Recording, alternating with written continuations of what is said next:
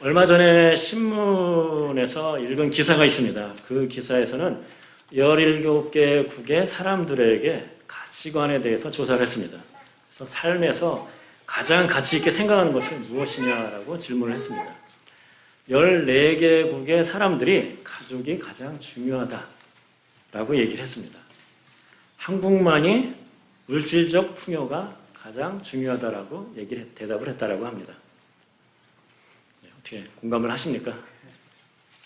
여러분이 그렇게 생각하느냐고 질러보는 게 아니라 그냥 공감하시냐고 이렇게 물어보는 겁니다. 공감을 할 수밖에 없었습니다. 저도 가슴 아픈 얘기였지만은. 한국은 지금 불경기다라고 얘기를 합니다. 그렇지만 명품 소비는 줄어들지를 않고 있습니다. 그래서 어떻게 보면 정말 비싼 거, 단순히 비싼 게 아니라 희귀하다 그러면은 그건 뭐 오픈런까지 해가면서 사람들이 살려고 이렇게 얘기를 달려가고 구매를 하기도 합니다. 그리고 무슨 식당이나 이런 데도 오히려 비쌀수록 더 많은 사람들이 모여든다라고 그렇게 얘기를 합니다. 그래서 모건 스탠리에서는 국가별 명품 소비 지출액을 조사했는데 우리나라가 1인당 325달러로 1위를 했다라고 합니다. 자랑스러워해야 되는 얘기인지는 잘 모르겠습니다. 그래서 이러한 사태를 그 CNBC라는 데에서 분석을 했는데 이렇게 얘기를 합니다. 한국의 명품 소비 증가는 사회적 신분 상승 욕구와 과시욕 때문이다 라고 얘기를 하는데 공감을 안 할 수가 없어서 마음이 아팠습니다. 오해하지 마십시오. 명품을 사면 안 된다든가 그런 얘기를 하는 게 전혀 아닙니다. 당연히 능력이 되면 why not? 그렇지만은 지금 여러분도 아시다시피 얘기라는 것은 그런 능력이 안 되는데도 예를 들자면은 남들에게 보이기 위해서, 과시하기 위해서, 그리고 내가 이런 것도 사는 사람이야, 들고 다니는 사람이야, 이런 것도 내가 뭐 먹어본 사람이야, 그러면서 그걸 사진 찍어서 SNS에 올린다든가 이런 과시욕, 이것이 문제다라고 얘기를 하는 것입니다. 그 신문 기사에서는 한국이 출산율이 낮아진다라는 얘기를 하면서 출산율이 낮아지는 것도 마찬가지로 이런 그런 과시욕 때문이 아닌가라고 그렇게 분석을 하고 있습니다. 즉, 우리가 뭔가 자기가 능력이 안 되는데도 그런 비싼 것을 사고 사람들에게 보여주기 위해서 소비를 하다 보면 남아있는 돈이 얼마 없잖아요. 그러니까 아무래도 자녀, 그리고 우리가 가족을 이렇게 만드는 거에 그 지출을 못할 가능성이 있습니다. 그리고 저는 더 나아가서 이렇게 생각을 해봤습니다. 어떻게 보면은 우리나라가 교인이 줄어든다라고 얘기를 하는데 그런 것도 이러한 어떤 그 가치관의 변화 때문에 마찬가지로 문제가 있는 것이 아닌가. 가치관이 바뀌었습니다. 물질이 가장 중요하다라고 생각을 합니다. 그렇지만 교회에서 그리고 성경이 가르치는 것은 무엇입니까? 전혀 다른 얘기를 가르치고 있습니다. 그렇기 때문에 어떻게 많은 사람들이 물질이 가장 중요하다라고 생각을 하면서 그걸 어떻게 보면은 중요하다고 생각하는 거는 우리가 어떻게 보면 극단적으로 표현하면 예배한다라고 생각할 수 있는데 바로 그런 우리가 예배하는 대상이 무엇이냐 그것 때문에 어떻게 보면은 가치관이 바뀌었고 그러면서 우리나라의 교인 수도 줄어드는 것이 아닌가라고 그렇게 생각해 볼 수가 있습니다. 우리는 가장 중요하다고 생각하는 것에 대해서 우리는 예배를 합니다. 우리는 무엇을 예배하나요? 여기 있는 여러분들은 무엇을 예배를 하는 건가요? 여러분 나름대로 제가 한국의 보통 그 생각을 얘기를 했고요.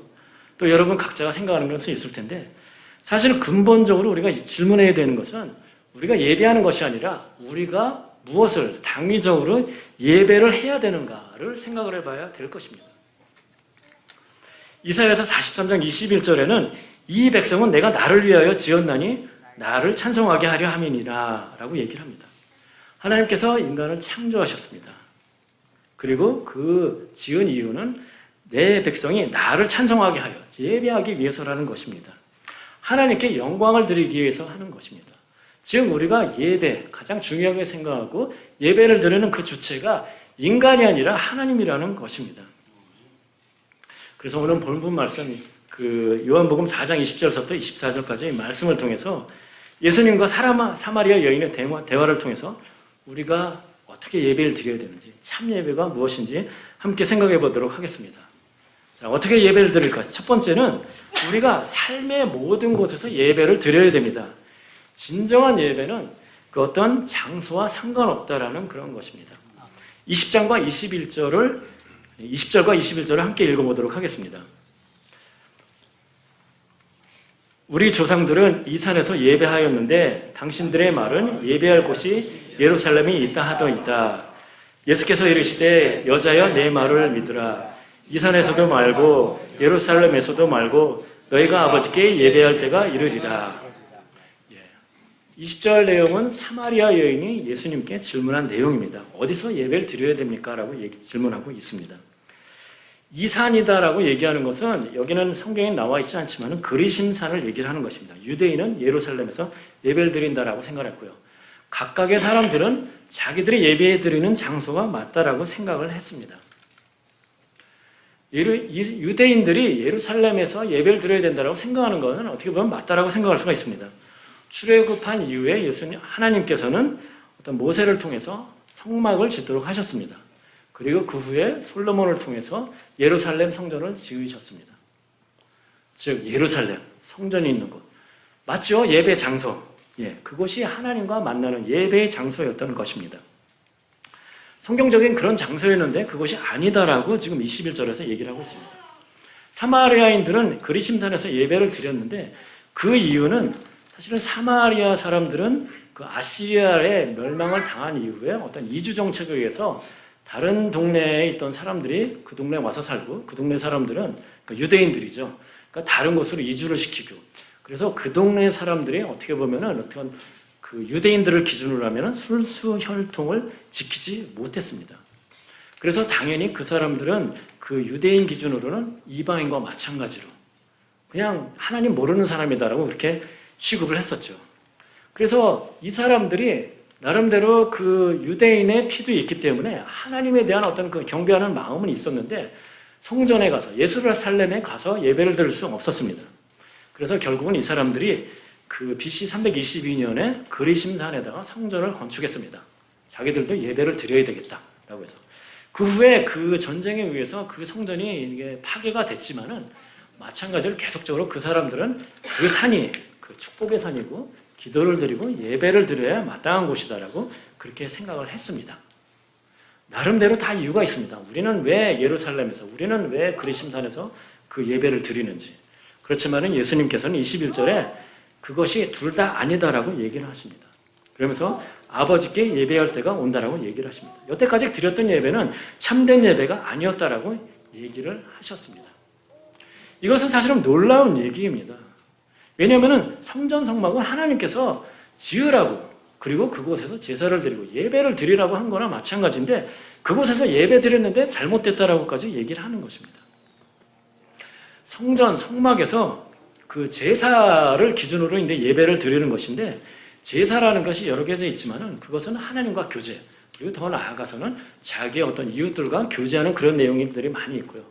또 많은 거는 여러분이 아시다시피 그 속죄를 위해서 자기가 죄가 지은 사람은 속죄를 위해서 그 제사를 드립니다.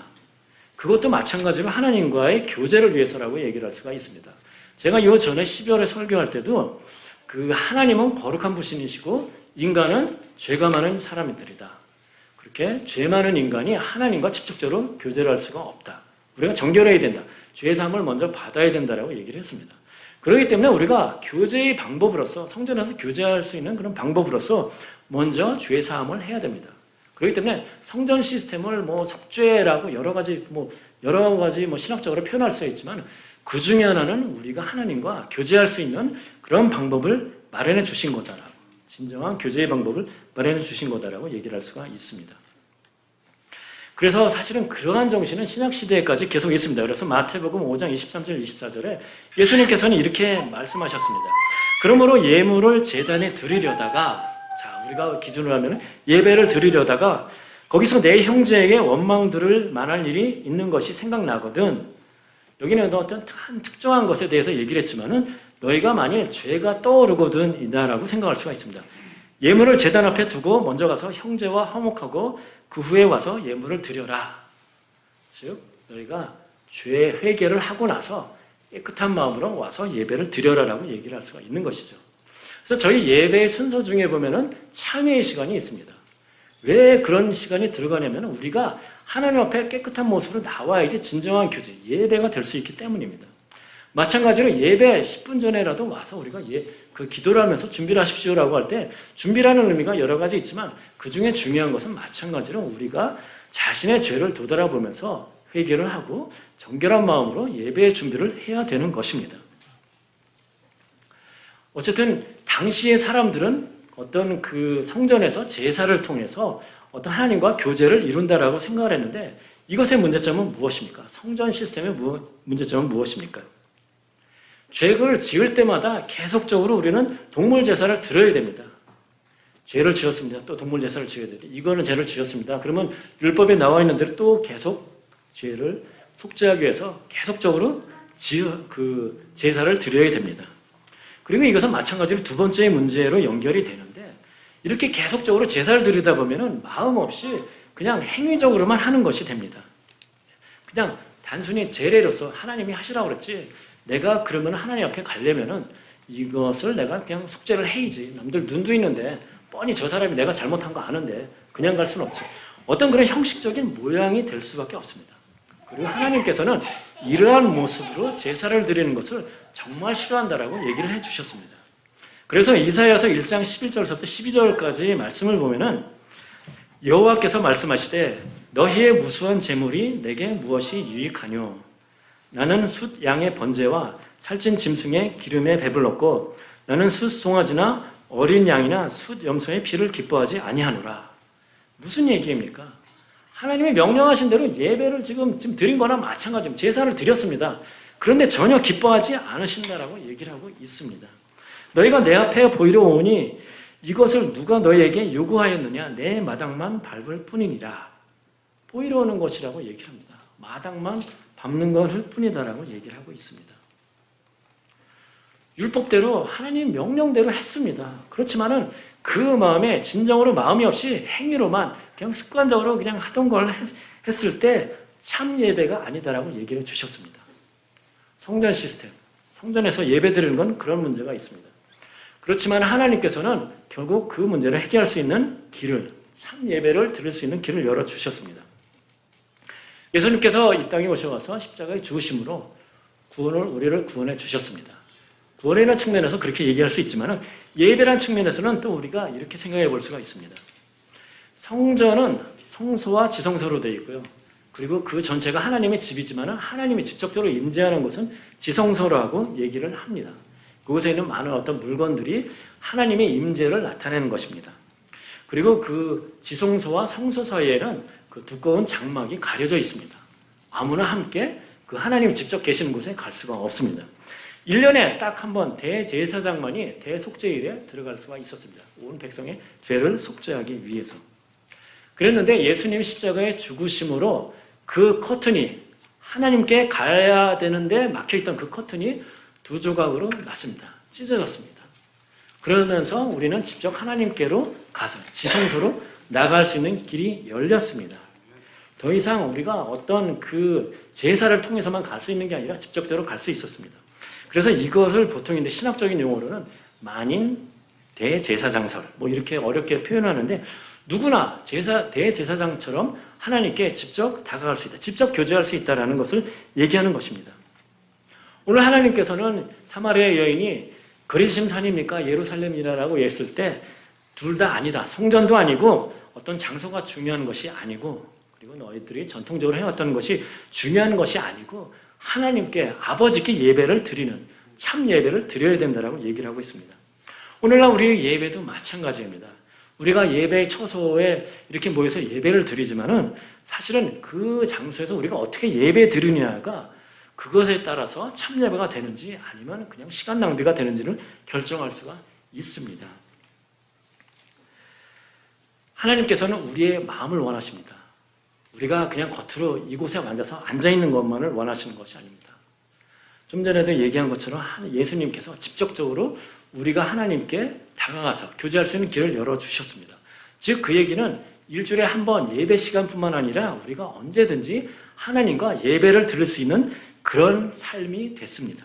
그리고 그것이 우리 삶의 자세가 되어야 되는 것입니다.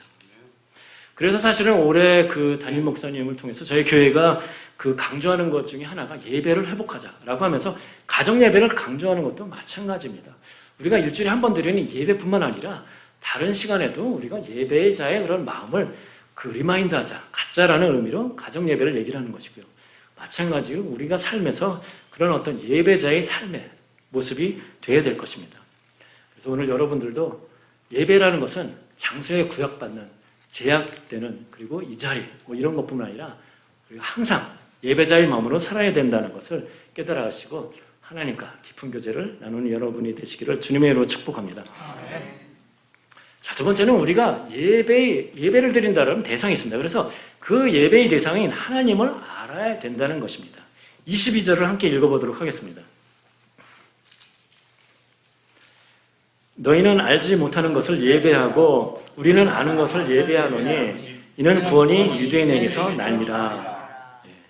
알지 못하는 것을 예배하고 아는 것을 예배한다라고 얘기를 합니다. 자, 사마리아 사람들은 사실은 어떤 인종적으로 좀 이렇게 순수 혈통을 유지하지 못했다라는 얘기를 했는데 그 얘기는 뭐냐면은 이방인들의 어떤 그 종교들도 그들의 문화 가운데 들어와 있습니다. 당연히 하나님을 예배한다라고 하면서도 어떤 우상의 숭배하는 그런 모습들도 예배한 데 있었습니다. 그리고 당연히 자신들이 예배 드릴 때는 그것이 맞다라고 생각을 했겠죠. 그렇지만은 틀린 것이었습니다. 왜냐하면 예배의 대상이 온전히 그 예배를 받으시 합당한 하나님만이 아니라 다른 대상, 우상이 들어갔기 때문인 것입니다. 다른 측면에서는 그 사람들은 사실은 모세 오경만이 하나님의 말씀이다라고 그렇게 생각을 했습니다. 근데 성경을 보면 우리가 시가서도 있고 역사서도 있고 선지서도 있죠. 특히 선지서 같으면은 오실 예수님, 메시아에 대한 얘기가 있습니다. 즉, 그 부분을 믿지 않았다라는 얘기는 하나님을 몰랐다는 것과 마찬가지가 되는 거고 오실 예수님, 하나님의 뜻을 전혀 몰랐다라고 이해할 수가 있는 것이죠. 하나님을 모르고 예배를 드린다. 당연히 참예배가 아니고 알지 못하는 것을 예배 드린다라고 그렇게 얘기를 할 수밖에 없습니다. 유대인들은 어떻습니까? 여긴 지금 안다라고 하는데 그들은 구약 전체를 하나님의 말씀으로 믿고 따랐습니다. 당연히 오실 메시아, 예수님이 오시는 것을 그때 당시 기준으로 보면 예수님은 아니죠. 근데 오실 메시아를 기다렸습니다. 그 계시들을 다 믿었습니다. 그렇지만 그들이 기다렸던 메시아는 정치적인 메시아였습니다. 당시 로마의 어떤 피지배, 압제하에 있었기 때문에 로마로부터 구원해 주실 정치적인 메시아를 기다렸습니다. 그렇지만 하나님께서 메시아를 보내신다고 했을 때는 어떤 관계를 회복하는 구원을 위한 그런 메시아를 생각하셨다는 것이죠. 그러니까 전혀 사실은 그들이 구약 전체를 알고 있었다라고 하지만은 하나님을 잘 모르고 하나님 뜻을 특별히 몰랐다라고 얘기를 할 수가 있습니다. 근데 오늘 본문에 보면 구원이 유대인에게서 날미라라고 얘기를 하는데 이것은 인종적인 얘기를 하는 것은 아닙니다. 다만 오실 메시아, 우리를 구원자이신 예수님께서는 유대인의 혈통, 그리고 특별히는 유대지파의 혈통에서부터 낫다라는 그런 얘기를 하는 것입니다. 자, 그럼 생각해 보겠습니다. 우리가 유대인은 그럼 모두 구원을 받습니까? 만약 이 구절을 기준으로 하면은 당시에 유대인들은 하나님의 선택된 백성, 그러니까 선민 사상이 있었습니다. 그래서 우리는 할례받은 백성이다. 할례받지 못한 다른 이방인들을 얘기를 할 때는 어떤 저주를 하면서 할례받지도 못한 백성이다라고 그렇게까지 얘기를 했는데 그렇지만 그 사람들은 어땠습니까? 결국 메시아로 오신 하나님의 뜻대로 오신 예수님을 알아보지 못했습니다. 그분을 반대했습니다. 그리고 결국 그분을 십자가에서 못 박아 죽도록 만들었습니다. 전혀 하나님의 뜻을 몰랐습니다. 구원은 어떤 인종적인 문제가 아닙니다. 예수님께 오셔서 구원이 인종적인 문제가 아니라 진정으로 믿고 따르는 사람만이 구원을 받는다라고 얘기를 할 수가 있습니다. 종교 지도자들이 앞장서서 어떻게 보면 예수님을 반대하고 예수님을 십자가에 죽도록 하셨습니다. 현대교회에서도 마찬가지입니다. 우리가 교회 내에서 어떤 타이틀을 갖고 있다. 제가 여러분 앞에서 얘기하는 이런 목사라서 제가 목사이기 때문에 구원을 받는 것이 아니고 참된 예배를 드리는 것이 아닙니다. 장로이기 때문에, 권사이기 때문에, 집사이기 때문에 참된 예배를 드릴 수 있는 것이 아닙니다. 그 마음이 어떠냐라는 것이 어떻게 보면 가장 중요하다고 생각할 수가 있습니다. 참된 예배는 우리가 아는 그런 예배를 드려야 됩니다. 이스라엘 사람들, 유대인들은 예배를 드린다라고 했지만은 그 대상을 어떻게 보면은 잘못 알았기 때문입니다. 그래서 우리는 그 하나님이 어떤 분인지를 알아야 됩니다. 그리고 그 하나님이 어떤 분인지를 알려주시는 것은 성경을 통해서입니다. 그리고 그 분을 진정으로 알 때 우리가 참된 그런 관계, 예배를 드릴 수가 있습니다. 인간관계에서도 마찬가지지 않습니까? 사실 청년부가 보면은 뭐 학기가 지나면은 그 많은 청년들이 돌아가고 새 청년들이 오고 그러면 제일 먼저 하는 것들이 사실은 보면은 그 서로 자기소개를 합니다. 예, 알아야죠. 오늘 관계를 맺을 거 아닙니까? 그래서 저 이번 학기 같으면은 이제 MBTI까지 이제 서로 소개를 하면서 그럼 얘는 성향이 어떻구나. 앞으로 어떻게 잘 해야지 뭐 이렇게까지 이제 얘기를 하고 그러는데 인간관계에서도 마찬가지입니다. 뭐 부부간의 가족관계에서도 마찬가지죠. 내가 뭔가 아내를 위해서 예를 들면 남편을 위해서 뭔가 한다라고 그랬는데 그게 전혀 핀트가 안 맞았을 때 욕하고 잘 하려고 하다가 욕먹는 상황이 생길 수도 있습니다. 왜 그렇습니까? 모르니까 그러죠. 더더구나 우리가 하나님께 예배를 드린다 그러면은 그분이 어떤 분인지 그분이 원하시는 건지 그것을 알아야 됩니다. 우리는 그분이 어떤 분인지 그리고 그분이 해오셨던 일들 그리고 앞으로 하실 일들이 무엇인지 그리고 그분이 원하시는 것이 어떤 방식으로 예배를 드리는지 어떻게 살아나가는 걸 원하시는지를 알아야 됩니다. 그분은 창조자이시고 그리고 지금도 주관하시는 분입니다. 그리고 우리를 위해서 예수님을 보내주시고 우리를 구원해 주신 분입니다. 그렇기 때문에 사실은 예배를 드린다고 했을 때 단순히 이곳에 앉아서 내 마음을 다해라는 것뿐만 아니라 정확히 얘기하면 우리가 구원받은 사람이 되어야 됩니다. 그래야만이 하나님과의 관계가 행복되고 그리고 나서 우리가 진정한 관계, 예배를 드릴 수가 있습니다. 그래서 21절에 보면은 영어자여 내 말을 믿으라라고 얘기를 하는데 사실 원어나 영어 성경을 기준으로 보면은 다 보면 나를 믿으라라고 얘기를 합니다. 단순히 말을 믿으라는 것이 아니라 나를 신앙의 대상으로서 내가 하나님이니까 나를 정말 믿어야 된다라고 그렇게 얘기를 하고 있습니다. 단순히 지식으로 아는 것에 그치는 것이 아니라 우리가 믿어서 구원을 받아야 됩니다. 그리고 더 나아가서는 믿음 구원받은 분이다 그러면은 그 하나님이 어떤 분이신지를 잘 알고 그분이 원하는 그런 방식으로 예배를 드리고 그걸 통해서 우리가 하나님과 관계를 회복할 수가 있습니다. 대상을 모르고 예배를 드린다면은 헛고생이 되고 시간 낭비가 될 수가 있습니다. 그래서 여기 있는 여러분들도 정말 여러분이 믿는 분이라면은 그런 하나님이 어떤 분이신지 잘 깨달아 알고 하나님이 원하시는 예배가 어떤 것인지 잘 알고 그런 예배를 드림으로써 하나님이 기뻐하시는 그런 삶이 되시기를 주님의 이름으로 축복합니다. 세 번째로는 영과 진리로 예배를 드려야 됩니다. 그래서 23절과 24절 함께 읽어보도록 하겠습니다. 아버지께서 참되게 예배하는 자들은 영과 진리로 예배할 때가 오나니 곧 이때라. 아버지께서는 자기에게 이렇게 예배하는 자들을 찾으시느니라. 하나님은 영이시니 예배하는 자가 영과 진리로 예배할지니라. 영과 진리로 예배하는데 누가 그렇게 예배를 드린다고요? 참되게 예배하는 자들. 여태까지 인종적인 얘기를 했었는데 다 아니라고 얘기를 하죠. 사마리아인도 아니고 유대인도 아니고 참되게 예배하는 자를 찾으신다라고 얘기를 합니다. 사마리아인들은 대상도 틀렸고 예배하는 방법도 틀렸습니다. 유대인들은 어떻게 보면 예배하는 그 대상에 대해서는 맞았는지 모르지만은 예배하는 방식이 참 예배 방식이 아닙니다. 왜냐하면 마음이 없었기 때문입니다. 하나님께서는 참으로 참되게 예배하는 자를 찾으신다라고 얘기를 하십니다. 영으로 드린다라고 했을 때 영은 성령과 같은 단어입니다. 원어를 기준으로 하면요.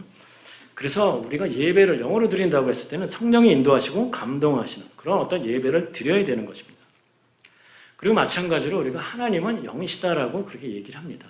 어떤 육체를 갖고 있고 그런 제한을 갖고 있는 분이 아니시죠. 그리고 전전능하신 분입니다. 우리가 예배 드리는 분이 이런 분이다라면 우리가 사실은 두려운 마음을 가져야 됩니다. 제가 여러분에게 설교를 합니다. 여기 있는 대부분의 분들이 저를 잘 주목하고 있습니다. 그렇지만은 저는 여러분이 저를 보면서 마음속으로는 지금 딴 곳에서 가 있는지 모릅니다. 저를 보시니까 잘 듣고 계시는구나. 감사합니다. 이런 생각을 들지만은 저는 사실은 몰라요. 여러분이 다른 생각하고 있는지. 그렇지만 하나님께서는 아신다는 것이죠. 여러분이 지금 이 순간에 단순히 앞에만 쳐다보는 것이 아니라 정말 집중해서 하나님 말씀을 내가 받기 위해서 잘 듣고 있는지 예배에 집중하고 있는지를 아신다는 것입니다. 그리고 마찬가지로 겉으로 보여지는 것, 단순히 입으로 우리가 겉으로 드러냈다고 해서 그것만이 아니다라고 얘기를 하는 것입니다. 정말 마음으로 우러나서 얘기를 해야 됩니다. 그래서 이사야 29장 13절에도 주께서 이르시되 이 백성이 입으로는 나를 가까이하며 입술로는 나를 공경하나 그들의 마음은 내게서 멀리 떠났나니. 우리가 예배를 드리고 교회를 하면서 여러 가지 말로는 온갖 좋은 얘기, 종교적인 얘기를 할 수 있지만은 그것이 정말 우리 마음에서부터 우러나오는 그런 얘기가 되어야 됩니다. 단순히 사람들에게 좋게 보이기 위해서 입으로 하는 것이 아니 되어야 된다는 것입니다. 그들의 마음은 내게서 멀리 떠났나니 그들이 나를 경외하면 사람의 계명으로 가르침을 받을 뿐이라. 마음 없이 사람의 계명으로, 즉 무엇입니까? 그냥 전통으로 습관적으로 하던 대로 그냥 하는 거다라는 것이죠. 그러니까 뭐 하던 대로 하면은 뭐 충분히 뭐 별 문제 없겠지라고 생각하지만은 그것이 문제가 된다라고 얘기를 하는 것입니다. 다른 종교들은 모두 행위의 종교입니다. 그 종교가 어떤 그 요구하는 그런 것들을 열심히 하느냐 안 하느냐에 따라서 그 사람이 그 구원을 받을 수 있는 없느냐, 또는 더 나아가서는 어떤 그 믿음이 좋다 나쁘다라는 걸 얘기를 합니다. 그렇지만 어떻습니까? 기독교는 무엇을 해야만이 뭐 구원을 받는다, 아니면 네가 믿음이 좋다 나쁘다라고 그렇게 단정 짓지는 않습니다. 다른 종교들은 행위의 종교지만은 기독교는 믿음의 종교이기 때문입니다. 참되가 영으로 드린다라는 것은 단순히 예배 의식으로서 하던 대로 전통으로 하는 것이 아니라 정말 하나님의 마음에 두고서 하나님과 관계를 맺는, 하나님을 바라보는 그런 예배가 되어야 되는 것입니다.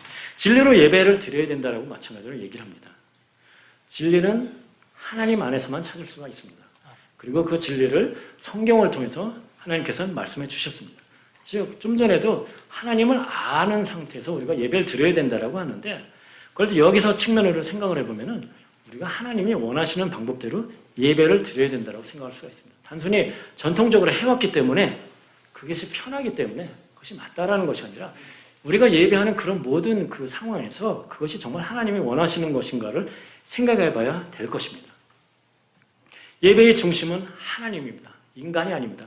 많은 사람들이 하나님께서 너희를 사랑하신다라는 것 때문에 어떻게 보면은 하나님이 인간을 위해서라고 생각을 하는데 전혀 그렇지가 않습니다. 하나님이 뭐가 아쉬워서 왜 그렇습니까? 인간이 하나님을 위해서, 그래서 하나님께서 인간을 창조하셨고 그런 인간이 하나님께 영광을 드리고 예배를 드려야 되는 것입니다. 그래서 우리가 사실은 뭐 예배의 기준으로 얘기하지만은 우리가 삶이 예배가 되어야 된다라면 삶에서의 무슨 모습이, 여러분이 밖에서 학업을 하거나 아니면 그 뭐 직장 생활을 하거나 집에 있거나 마찬가지로 우리가 교회 내에서 어떤 예배를 드리고 찬양하고 뭐 헌금하고 봉사하고 그 모든 것들도 우리가 어떤 마음을 하느냐에 따라서 그것이 하나님이 기뻐 받으시는 것이 될 수도 있고 그렇지 않은 것이 될 수도 있습니다. 그래서 여기 있는 모든 분들이 그냥 형식적으로 드리는 예배가 아니라 영과 진리로 예배를 드림으로써 정말 하나님이 기뻐 받으시는 그런 예배, 그리고 하나님의 축복을 받는 여러분이 되시기를 주님으로 축복합니다. 아멘. 말씀을 마치려고 합니다. 오늘 예배, 참 예배가 무엇인가 생각을 해봤습니다. 삶의 모든 곳에서, 장소가 문제가 아니라 삶의 모든 곳에서 우리가 항상 예배를 드려야 된다고 했습니다. 그리고 예배라는 측면에서 우리가 그 대상에 대해서 알고서 예배를 드려야지 참 예배가 된다고 했습니다. 그리고 세 번째로는 우리 겉으로 보여지는 것이 아니라 영과 진리로 참된 예배를 드려야 된다고 했습니다. 하나님께서는 우리와 교제하기를 원하십니다. 함께하기를 원하십니다. 예배를 원하십니다. 하나님께서는 에덴 동산에서는 아담과 하와랑 같이 직접 얼굴을 맞대면서 대화하면서 그런 교제를 하셨습니다. 인간이 죄를 지었습니다. 쫓겨났죠. 그렇지만 하나님께서는 다시 성막과 성전을 통해서 다시 인간과 교제하기를 원하셨습니다. 하나님께서 이스라엘의 그 백성의 진 한가운데서 성막이 있으면서 그곳에서 함께 사셨습니다. 근데 결국은 그 사람들이 뭐 우상을 숭배하고 그러면서 하나님을 떠나갔습니다. 그래서 사실 에스겔서에 보면은 하나님의 영이 그 성전 문에서 떠나갔다라는 그런 얘기가 나옵니다. 그러니까 어떻게 보면 하나님도 안 계신 데서 예배를 드렸다라고 생각할 수가 있습니다. 그런데 예수님께서 오셔서 십자가에 죽으심으로 우리를 구원해 주셨습니다. 그리고 우리랑 교제하기 위해서 성령님을 보내주셨습니다. 우리는 더 이상 성전 시스템이 아니라 하나님과 직접 성령님을 통해서 우리가 예배를 드릴 수 있고 교제를 할 수가 있습니다. 하나님께서는 그런 관계를 원하십니다. 그런 관계를 성령을 통해서 항상 원하시는 하나님께서는 단순히 주일날, 일주일에 일요일날 11시부터 12시까지 1시간의 예배만을 원하시는 것이 아닙니다. 좀 전에 얘기했었던 것처럼 우리가 항상 예배자의 마음으로, 그래서 가정 예배도 우리가 드렸으면 좋겠다. 그리고 더 나아가서는 삶의 모든 모습에서 예배자의 모습으로서 하나님과 관계를 맺으면서 살아야 되겠다라고 얘기를 하고 있습니다. 하는 것입니다. 우리가 올해 교회의 목표가 새성전으로 이전을 하는 것입니다. 그래서 저희가 새성전을 가면은 여러 가지로 이제 좋은 점이 많이 있을 텐데요. 어떤 그 사이즈라는 측면에서는 여기보다 작은 곳으로 갑니다. 그리고 그 가서 이제 뭐 보신 분들도 있고 뭐 또 뭐 앞으로 보시면서 여러 가지 얘기가 나올 수가 있습니다. 뭐 교회가 뭐 좀 더 조그매졌다라고 여러 가지 얘기가 나올 수가 있는데 여태까지 얘기한 것은 무엇입니까? 성전은 우리가 그러니까 예배 드리는 것은 어느 곳에서 드리는 것이 아니라 우리가 어떤 마음으로 드리느냐가 더 중요하다는 것입니다. 분명히 새 건물에서 우리가 새 성전에서 드릴 때 하나님께서 우리에게 계획하신 바가 있습니다. 그것을 우리가 어떻게 이루어가느냐, 어떤 마음으로 예배를 드리고 하나님의 일을 하느냐가 중요할 것입니다. 한국에는 보면은 뭐 수천억 들여서 뭐 지은 교회들도 있습니다. 아마 저도 안 가봐서 모르겠지만 의리의리하겠죠. 예. 그렇지만은 그곳에만이 예배자의 마음이 정말 하나님께 그 집중된 그런 마음이 아니라면은 그 의리의리한 성전도 하나님과 상관없는 예배 처소가 될 수 있고 그 수만 명이 예배를 드려도 하나님과 상관없는 예배가 될 수가 있습니다. 우리가 제3세계의 어떤 그런 그 교회들의 얘기를 듣습니다. 그곳에서는 예배를 드리다 걸리면은 뭐 죽음을 당할 수도 있고요. 그래서 뭐 몇 사람이 가정교회처럼 그 큰 소리를 내서 찬양도 못하고 어떻게 보면 설교자도 없기 때문에 그냥 뭐 알고 있는 구절을 뭐 묵상하면서 그렇게 할 수도 있습니다. 그렇지만 그 마음이 정말 합당하다면 그곳에서 하나님께서는 더 기뻐하시는 예배를 드릴 수가 있을 것입니다. 말라기 1장 10절에 보면은 하나님께서는 이렇게 경고를 하셨습니다. 만군의 여호와가 이르노니 너희가 내 제단 위에 헛되이 불사르지 못하게 하기 위하여 헛된 예배를 드리지 하지 않기 위하여라는 말이 되겠죠. 너희 중에 성전 문을 닫을 자가 있었으면 좋겠다. 내가 너희를 기뻐하지 아니하며 너희가 손으로 드리는 것을 받지도 아니하리라. 기뻐하지 않으신다고 얘기하죠. 근데 중간에는 무엇입니까? 너희 중에 성전 문을 닫을 자가 있었으면 좋겠다. 엄청난 경고의 말씀입니다. 이 부분의 말씀을 보면서 저는 그런 생각을 했습니다. 한국에는 아직 그 교인은 준다라고 하지만은 교회 수 자체가 준다라는 얘기는 아직은 없습니다. 그렇지만 미국 교회는 교회 수 자체가 준다라는 얘기를 많이 하는데 어떻게 보면은 미국 교회가 여태까지 예배의 모습이 하나님이 원하시는 모습이 아니었기 때문에 여기처럼 너희 중에 성전 문을 닫을 자가 있었으면 좋겠다. 이 마음으로 교회가 점점 문을 닫게 하시는 것이 아닌가라는 그런 두려운 마음으로 생각을 해봤습니다. 우리가 어떤 예배 처소가 얼마나 크고 좋고 그리고 우리가 어떤 그 형식으로 예배를 드리냐가 중요한 것이 아니라 우리가 어떤 마음으로 예배에 드리냐가 중요한 것입니다. 오늘 사마리아 여인은 예수님을 만나서 그가 구원을 받았습니다. 그리고 참 예배가 무엇인지를 알았습니다. 그래서 마찬가지로 여기 있는 여러분들도 만약 여러분이 아직 구원받지 않은 분이라면 당연히 여러분이 예수님을 만나서 구원받기를 원합니다. 그리고 여러분이 구원받은 사람이다라면 여러분이 드리는 예배가 정말 참 예배가 될 수 있도록 여러분이 어떻게 예배 드려야 되는지 마음을 항상 가다듬고 더 나아가서는 주일날 1시간뿐만 아니라 우리 삶에서 항상 예배의 자의 마음으로서 예배 드리는 하나님을 높여드리는 그런 삶 그리고 그걸 통해서 하나님께 축복받으시는 여러분이 되시기를 주님의 이름으로 축복합니다. 아멘.